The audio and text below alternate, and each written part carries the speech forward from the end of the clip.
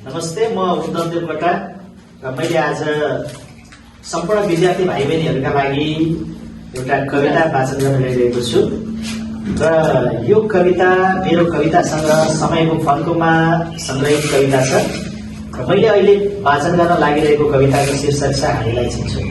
हरेक शिक्षकहरूले आफ्ना विद्यार्थीहरू भविष्यमा हामीबाट टाढा भइरहँदा उनीहरूले हामीलाई चिन्छन् वा हामीसँगको सामिप्यताबाट टाढा हुन्छन् भन्ने एउटा शङ्का र सम्पूर्ण शिक्षकहरूको संज्ञालाई यो कवितामा प्रस्तुत गर्न खोजिएको छ र यो कविता हामीलाई चिन्छौ र कविता यसरी सुरु हुन्छ।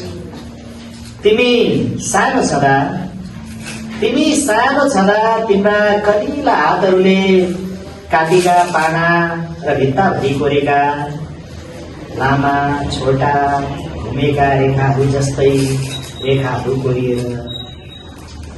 तिमी सानो छँदा तिम्रा कलिला हातहरूले काटीका पाना र भित्ताभरि कोरेका लामा छोटा घुमेका रेखाहरू जस्तै रेखाहरू कोरिएर ग्राफ कपी जस्तै भन्दा हाम्रो अनुहार तिमी हामीलाई चिन्छौ होइन।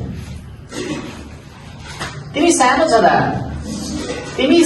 छँदा तिम्रा कलिला ओठहरूले पढ्ने गरेको बुढो ए जस्तै हाम्रो शरीर बुढिएर निहुरिएको न जस्तै कुप्रिएर जीर्ण र शिथिल हुँदा तिमी हामीलाई चिन्छौ होइन। म तिमीलाई रात ताप र प्रकाश दिइरहँदा म सल्किरहँ, म पग्लिरहँ, म जलिरहँ, म बगिरहँ, म गिरहँ, तर मलाई कुनै खेद छैन। बस यति भए पुग्छ। सल्किएर सकिएपछि पनि दाग मात्र रहँदा अवशेष जस्तै पृष्ठभूमिमा छैन भन्न मिल्ने उपस्थिति हाम्रो बनिरहँदा तिमी हामीलाई चिन्छौ। तिमी आकाशको जुन छुन हिँडेको मान्छे, म भुइँमा फुल स्याहार्दै जुन हेरेर रमाएको मान्छे। तिमी आकाशको जुन छुन हिँडेको मान्छे, म भुइँमा फुल स्याहार्दै जुन हेरेर रमाएको मान्छे। चुम्बकका दुई ध्रुव जस्तै आकाश र धरती बनेका हामी दुई। खै अब हाम्रो भेट कहिल्यै नहुने पो हो।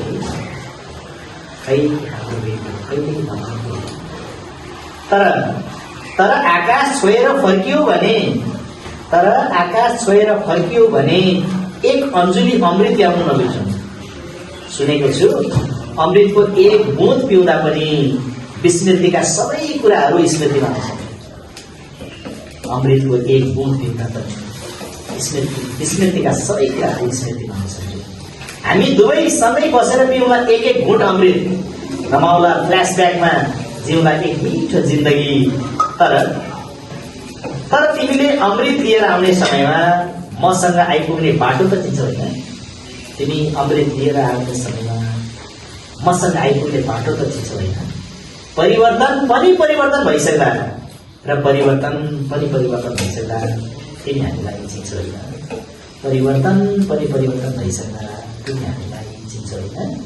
परिवर्तन भइसक्दा तिमी हामीलाई चिन्छौ होइन।